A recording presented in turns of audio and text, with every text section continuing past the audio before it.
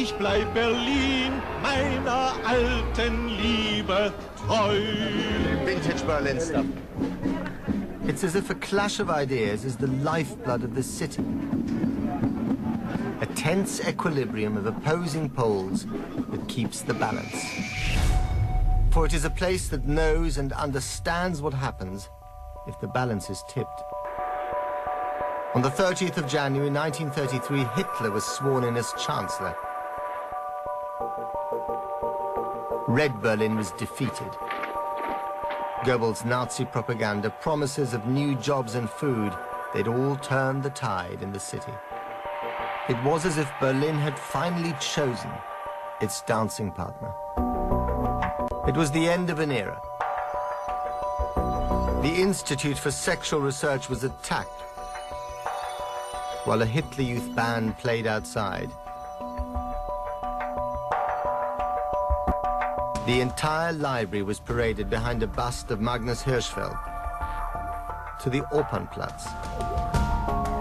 And here it was burned, with other literature deemed degenerate. The organizer of the bonfire, Joseph Goebbels, proclaimed, with his usual hyperbole, the coming of a new age. Eine Handlung, die vor aller Welt dokumentieren soll. Hier sinkt die geistige Grundlage der Novemberrepublik zu Boden. Aber aus diesen Trümmern wird sich siegreich erheben der Phönix eines neuen Geistes. The battle of ideas that was waged in Berlin would eventually lead to the terrible costs of the Second World War. The 6-year global conflict also came to its conclusion in this very city. Of all Berlin's haunted streets, none is more strangely evocative than Vossstraße. One pre-war house remains standing, still pockmarked with bullet scars from the battle over 64 years ago. It was here, beneath the Reichschancellery, that Hitler and his closest lieutenants, including Joseph Goebbels, had remained in a bunker till the very end. The forlorn cavern is now buried beneath a Chinese restaurant and a kindergarten.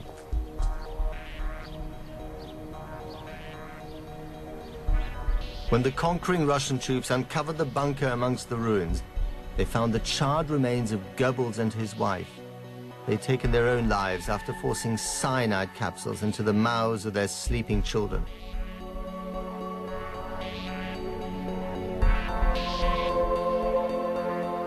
Inside the ruined bunker, on the wall of Hitler's study, the troops found an empty picture frame. The painting which the frame held was one of Hitler's most prized possessions. It had traveled with him wherever he went. And like the Führer himself, it depicted a man who was both a tyrant and a dreamer. Someone familiar. It was old Fritz, Frederick the Great. It was Frederick the Great, who was King of Prussia more than 200 years earlier, had ruthlessly expanded his empire through military might, while at the same time indulging his love of poetry, music, and the philosophical ideas behind the Enlightenment.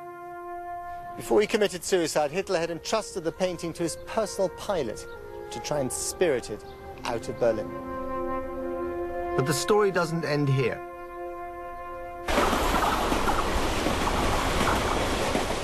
The association with Hitler might have tainted the reputation of the enlightened despot, but Frederick's spirit and his ideas were to endure. They would forever be bound to the city as Berlin became divided and entered a new phase of its troubled existence. Emergent communist East Germany and its capital, East Berlin, wanted little to do with the monarch who was seen as an inspiration to Hitler. In 1950, his statue was removed from Unter den Linden, where it had proudly stood for almost a century. And his palaces themselves fell within the newly drawn-up borders of East Germany.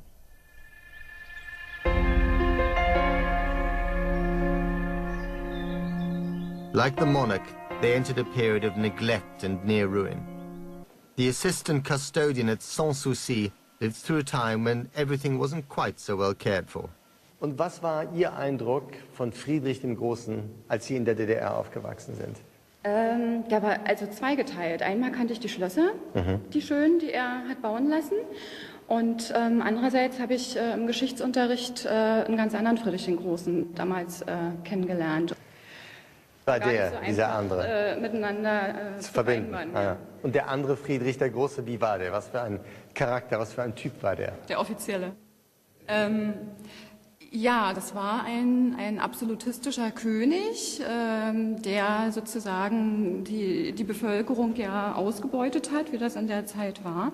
Und deswegen haben wir eben auch gelernt, nicht Friedrich der Große zu sagen, sondern Friedrich der Zweite. Und was glauben Sie jetzt über Friedrich II. Oder Friedrich den Großen? Na, dass er eine widersprüchliche Person ist. Das ist er auf jeden Fall, ja. Perhaps for the very first time in its history, the clash of ideas here in Berlin was now clearly defined on the map. The city had become a microcosm of the post-war world, divided between a communist East and a capitalist West. And for those who now returned from exile during the war, they had to decide, literally, whose side they were on. And in 1961, the Berlin Wall was built. The plan? To stem the hemorrhage of refugees heading west. This is West Berlin, according to an East German map of the 1980s.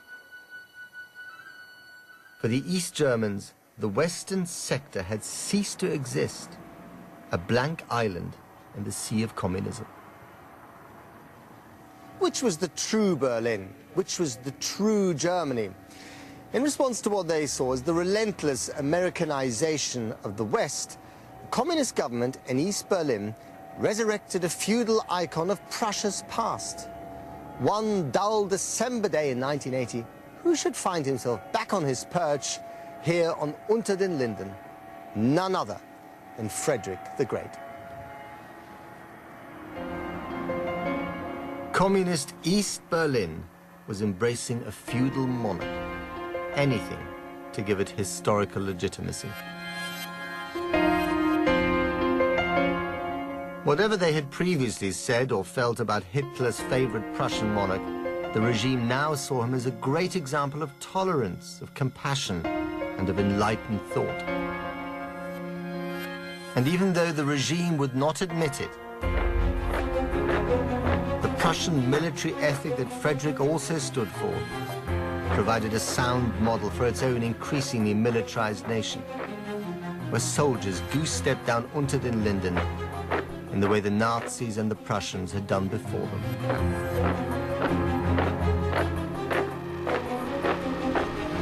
After all, East Berlin was the part of the city that contained all the architecture of the Prussian kings.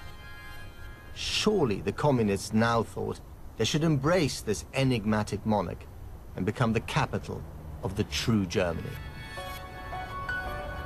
Just like the street that bore his name, Friedrichstraße, he was divided, fought over, irreconcilable. And on the 9th of November 1989, the words of the king could have so easily been quoted back at the beleaguered East German state.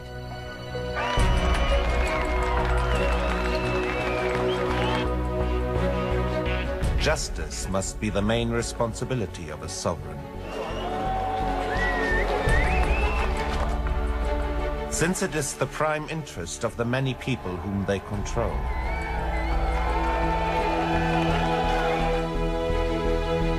They must give it priority over any other interest of their own.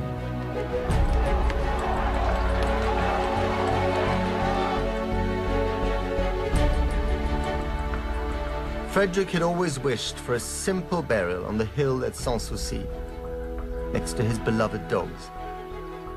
But even though he had died in 1786, this wish wouldn't be granted for another 2 centuries. In 1991, after Berlin had become capital of a reunited Germany, Frederick finally came home. But what they wanted to lay to rest here was more than just a body.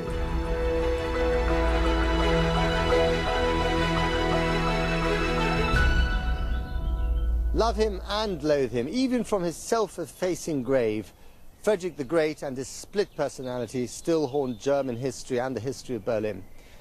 Now, he never got a chance to reconcile the two sides of his character, but I think we Germans did, eventually.